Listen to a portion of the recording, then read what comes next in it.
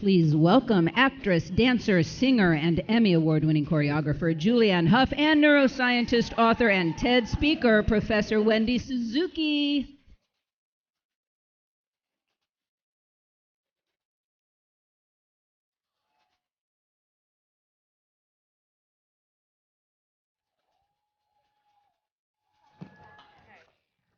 All right. All right, we just had to add a little bit of music just because, you know, we've been sitting in our seats and everything. But honestly, that is what happens when a dancer and a neuroscientist get together. Yes. Clearly, obviously, right? So we went out to lunch just to meet each other for the very first time. And I told Julianne that I was a neuroscientist. I work at New York University, and my passion is to understand how movement, including dance and all sorts of exercises, can improve your mood, your memory, your focus, attention, your creativity, and also to motivate people to do that, to be good to their brains and change their brains in that way.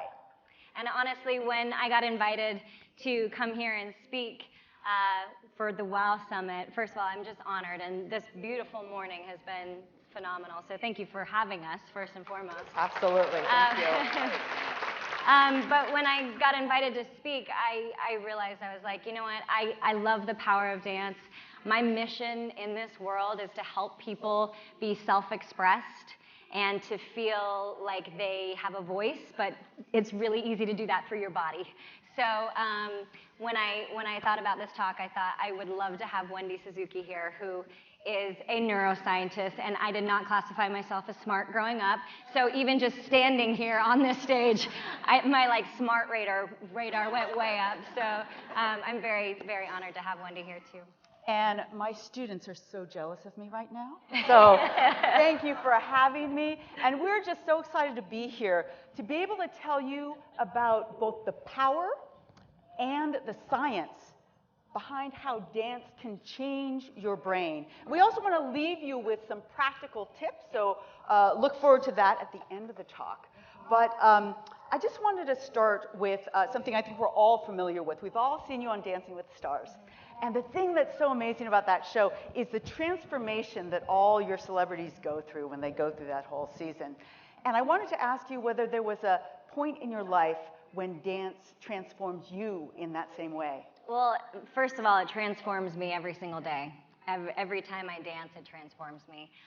And to go back to what you were saying about Dancing with the Stars and how that really shifts their life. They come onto that show thinking that they're going to learn how to dance, and it's completely the opposite. They learn how to actually shape their bodies physically, but it's really the emotional journey that they go on and the transformational experience, the confidence that comes.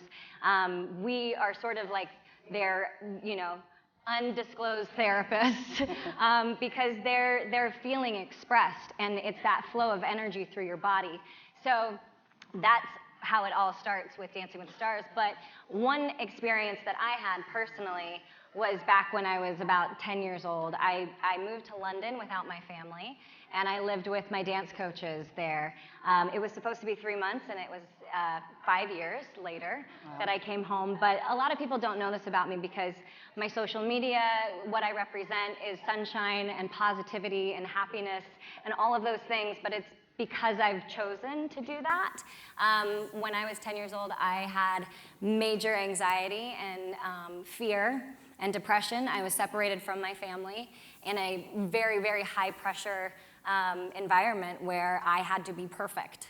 And there was a lot of, I was a competitive dancer, and I was by myself. And so those are very formative years, 10 to 15 years old, figuring out who you are, and at the same time having panic attacks and being very, very anxious and depressed, and not really having an outlet where it was safe enough for me to express myself and articulate that vocally. So what I realized is that dance was my superpower, and that by dancing, I was able to move my body and get clarity and focus, and I was able to shift and transform this anxiety that lived inside of me and this mental health that I didn't have words to describe, and allowed me to feel completely self-expressed. Yeah, that is so beautiful. And we now can explain the neuroscience underlying how that dance experience, when you're experiencing all this separation and anxiety and depression, helped. Because every single time you move your body,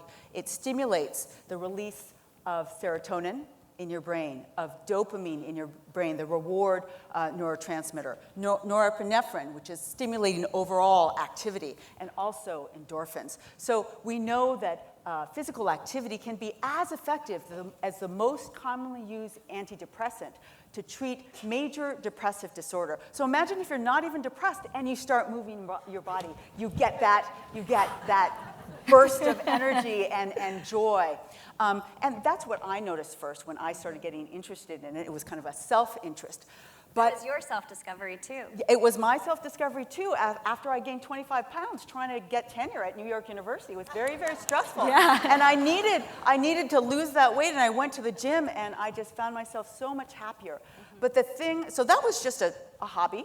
But the thing that made me switch my entire research program from the electrophysiology of brain areas important for memory to understanding what exercise can do for your brain is the finding that physical activity can actually stimulate the birth of brand new brain cells in the key brain area critical for long-term memory. That brain area is called the hippocampus. The hippocampus. The hippocampus. Yes. So every single movement session that you do, I need to bring you to all of my talks. You can see that in the background. Every single movement session that you do will not only stimulate that good mood, but it is improving your memory, your mood, your focus, attention, and most importantly, it is protecting your brain from aging and neurodegenerative diseases because many of you may know that the hippocampus is the first area that is attacked in Alzheimer's disease. You're not curing it, but you are protecting your brain with every single movement session. So there's so many, we can talk for hours and hours about the amazing effects of exercise on the brain, but I wanted to get back to dance.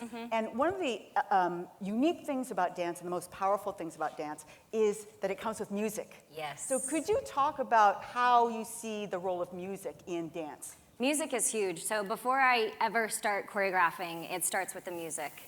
And there's something that happens. It's like the music plays and my body reacts. It's like I'm out of my head and into my body. That's kind of how I feel. There's like this barrier that disappears of self-awareness. And you think about it with babies. Babies, before they learn to walk or crawl or talk, they're in their high chair and the music comes on and they're just dancing and grooving. And they're not worried if their mom or their dad is like judging them, if they're good or they're bad, or if they're doing it right or wrong. Like they feel the motion and the movement connected to the music. And so when I think about my daily routine and my rituals that I do in the morning, that sets me up for success to the point where I'm not thinking about what I'm going to do to relate to you to get you to like me. But hello, how are you? For me, when I put on that music, it helps me build my own confidence and connection with myself. And so we can talk about our rituals and stuff in a minute, but that music, that auditory sensation helps me break the barriers of self-confidence. I sometimes just close my eyes and I can feel that. And so what I know to be true is that connection between brain, listening to music, and then your body just reacts because you've surrendered your mind to your body.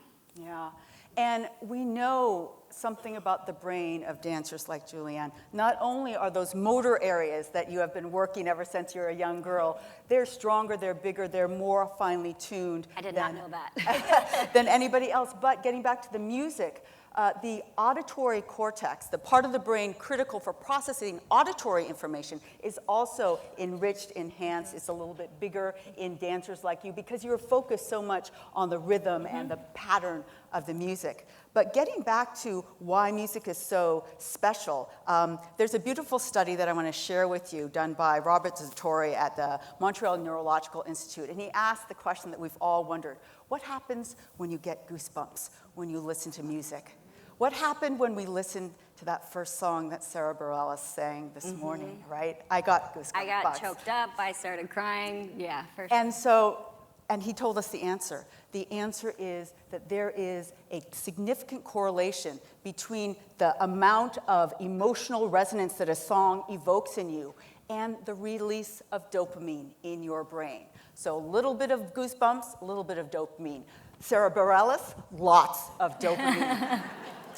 And you talk about your memory of those particular songs, Yeah, too. you know, I don't know about you, but when you hear music, it can take you right back to an experience and a memory. And there's many moments where I feel a song will come on and it will take me either to a happy moment or a time in my life where I felt sad. And as a lot of people have been talking today, it's okay to feel those things and to actually go through it instead of suppressing it and letting it go. So even bringing that memory back, you're not trying to separate or get rid of something that's happened in your life. You're embracing it and transforming it as you're experiencing it again. So having that memory and that connection is so massive, and music is huge in that way. Yeah, that connection and that emotional resonance that comes from the music that gives you goosebumps. Yes. We know that is so helpful for forming new memories. We remember the happiest and the saddest moments in our lives because it is that emotional resonance that helps strengthen that memory. Creating new memories. But it's not just music that's important. I watch you on Dancing with the Stars, and I see that connection with your partners and the connection with the group when you dance with a group. What is that like from the perspective of a dancer? It's amazing. I mean, there's one thing to feel connected to yourself, and first and foremost, I believe very much in self-care and self-love. So feeling connected to yourself is key thing, number one.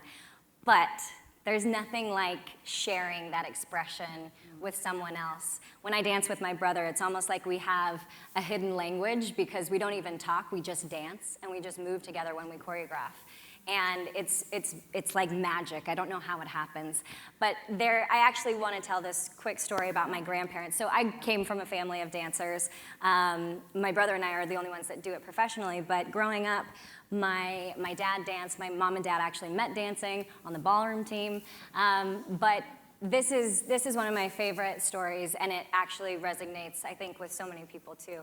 My grandparents, up until the day my grandfather died a couple years ago, would dance every single morning. And I know I get emotional thinking about it. See, memory, emotion, connection, right? But they would dance every single morning, and it was to the song Never Been to Spain by Three Dog Night. So now when you hear that song, you're gonna think of my grandparents dancing. And they did it literally up until the moment that he passed away. And even to this day, my grandmother has dementia, and she still wakes up in the morning, she puts that song on, and she dances as if my grandfather was there. And it's a happy memory for her that also is carrying on for the rest of her life. And it's a moment that she's able to take that. But it's also a physical moment because she's actually using her body to connect that memory as well. So to me, that's one of my most favorite stories. And then it also passes down because now that experience has happened. My parents have that memory of that. I have that memory. I'm going to be able to tell my children that one day. So it's beautiful. That is such a beautiful story. And I just picture both your grandmother and your grandfather doing all that dancing over the years and creating all of those hippocampal cells. Maybe you didn't have that image of your grandfather, but that is my image I of your have grandmother it and grandfather. The amazing new hippocampal cells. Their hippocampus is big and strong. Yes. And that is my take-home message for you for the science today, that every single time you move, and specifically, not just with dance, any time you move, but dance is a wonderful motivator, you are basically creating this wonderful bubble bath for your brain. There are growth factors. There are neurotransmitters that are being released, and that is keeping your brain healthy. It is growing your hippocampus, and that is setting you up to have the biggest, strongest brain areas to battle aging and neurodegenerative diseases. But my favorite story that I want to share is, including dance in science, is an organization called Dance in Parkinson's Disease, started by the Mark Morris Dance Studio. One of his principal dancers started a dance group for both Parkinson's patients and their caregivers. And so there are beautiful videos of these Parkinson's patients just shuffling in, just have such, difficulty walking. And then they greet each other on the right and on the left, and they start a whole dance sequence. And you should see them when they walk out of that classroom. An immediate effect on their motor functions, immediate mood effect. And for me as a scientist who tries to motivate people to move, that is like magic. So in the spirit of motivating people to move, it's one thing to talk about movement and dance and the power of it, and it's another thing to actually do it. And I happen to be sharing the stage with probably the most famous dancer and dance teacher in the world today. So what do you say, Julianne? Can you show us some dance moves? I mean, I could show you, but I'd rather do it with you so that we can actually create a memory together. Okay. So, would you guys like to stand up? All right, so first and foremost, I understand a lot of you are like looking over and you're like, hang on, what's happening? I feel uncomfortable, I feel self-conscious, but you know what it's doing? It's actually evoking an emotion, right? And so emotions and memories connected together are what, or emotions and movement are what create a memory. So, with that being said, close your eyes for 1 second. Everybody close your eyes. Take a breath and actually just acknowledge how you feel right now. Scared. Okay, I heard scared. Okay, got it. Keep your eyes closed. Open your eyes. Great. And now we're just gonna follow along, and nobody's judging. It's not about being good or bad. All right. Hey. All right, up and down. Woo. To the side. All right, you guys ready to move your hips? Woo! Hey, I like to touch myself when I do this too. Give myself a little bit of love. Let's turn around. Hey. All right, to the side. Woo. Woo. Sound is really good too. I'm just saying. Woo. Hey. Woo.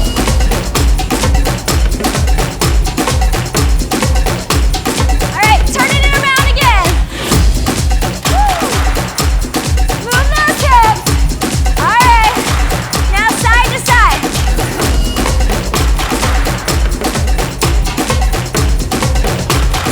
All right. And go. All right. So, now how do you feel? Feel better? Right? Okay. Now I want you to just turn to the person next to you and give them a hug.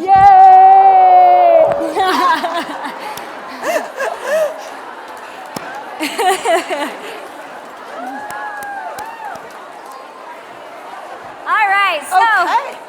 So you're all wondering, how am I going to take this feeling home with me? Julianne, how are they going to do that? okay, so this is my favorite thing because a lot of you are like, what did we just do? We're very influenced and we'll do anything they say. But that was your choice. You were able to get up, move that body. You've got smiles on your face. Some of you might feel crazy, a little awkward, but at least it evoked an emotion, right? So every morning I put the music on as one of the first things that I do during the day so that I can create the state that I want to be in that day. External pressures, people coming into my space, and I'm like, hang on, this is my space, and I don't mean myspace.com. But this is my space, and I get to create what I want. So I encourage people to put some music on, evoke an emotion, create a memory, and be able to transform the life that you want to live, because anything is possible when you are connected to yourself.